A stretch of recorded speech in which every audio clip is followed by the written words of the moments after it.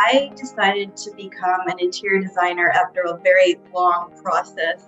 Well, what I considered long. My mother is an interior designer in Houston. So I was raised in that community, in that industry. She was actually a residential designer. So I would go with her to clients' houses and the decorative center there in Houston. So I really was raised in that industry. I always knew that I wanted to kind of forge my own path separate from my mom. I ended up going to New York to Parsons and graduating from Parsons School of Design in 2002. And ultimately, that's where everything started. That real passion for design really started there in New York because I was surrounded by design. I was surrounded by art. I was surrounded by creatives. And it was, it's really the spur that I needed to kickstart my career and my passion for interior design. My senior year of college at Parsons in New York City was September 11th. I think up until that point, a lot of us designers in that senior studio really wanted to do something more glamorous, whether that's restaurant design, hospitality design, what have you. And it was that event that we'll never forget for the rest of our lives, but it also impacted my professional career because I wanted to do something that was maybe more impactful in a deeper level, that had a little bit more meaning and purpose. And so at that point, I decided once I graduated that I really wanted to focus on workplace design because I do think that we are in the office 40 plus hours, plus 60 hours, we'll see. And that really has the opportunity to be really a positive user experience on multiple levels, whether that's from a sustainability standpoint, from an emotional standpoint, from health and well-being. It really can have a positive impact on the user experience.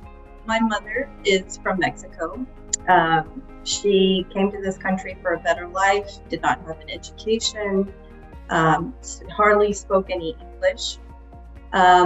She eventually started her own company where today she is extremely successful. And so I really see the journey that she made coming from nothing and creating something really amazing. And I thought that, if she can do it, and she's kind of the role model for me. And I think the role model for a lot of people that look like us. And so I feel that that is my responsibility to pay that forward. I really want to be somebody that, I don't know if be somebody, but really if other minorities see somebody like me in the workplace, that they say, oh, she looks similar, she maybe has similar experiences, that maybe they can do it too. It gives them some foundation and maybe a little bit of confidence and security in that.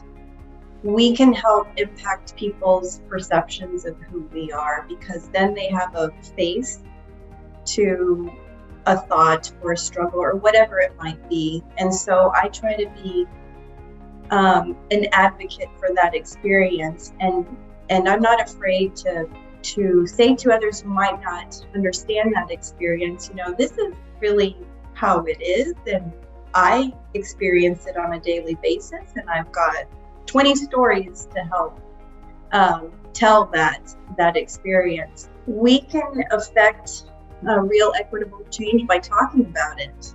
I mean, I've been on multiple calls actually this week talking about what we can do from an industry standpoint to bring more diversity, bring more equality and inclusiveness to our profession. And it's really about talking about it. We as professionals, what can we do to really spur that on? And then what are those action items, whether that's education, getting to the K through 12, whether that's supporting minority professionals around us, whatever that might be. We need to talk about it, and we need actionable items, and we need goals and metrics, because we can talk about it, but if we have no goals or metrics that we need to meet, what does it all mean? We're just talking. So I think that that's been the biggest thing for me, is from a professional level, making sure that I pay it forward and that I support those coming up after me, that I kind of help pave the way for their experience as well. I love design, and I love creating spaces and positive experiences for users, and ultimately driving that positive impact. But what I really, really love is watching my team, my junior designers specifically, really grow into their own, giving them the opportunity to take ownership of their projects, of having a voice, and sometimes designing the whole thing from beginning to end and seeing what the output is. That to me has been the most rewarding, is seeing that next generation of designers really take the reins and run with it.